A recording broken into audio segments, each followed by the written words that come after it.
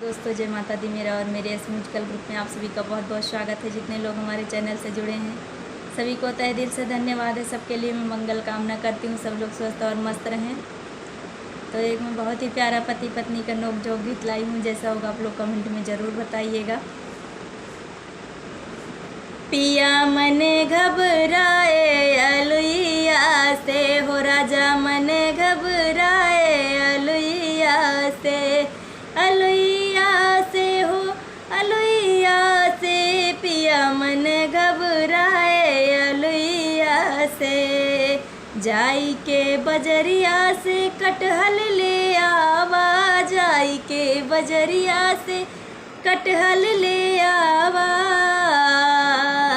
पिया लाई के कटावा ससुइया से हो, राजा लाई के कटावा ससुइया से। पिया मन घबराए अलुइया से हो, राजा मन घबराए अलुइया से।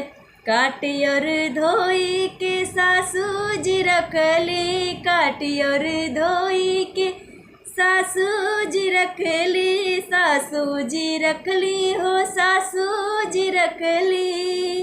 पिया मसाला पिसावा जेठनिया से, पिया मसाला पिसावा जेठनिया से हो। पिया मन घबराए अलुइया से हो, पिया मन घबराए अलुइया से।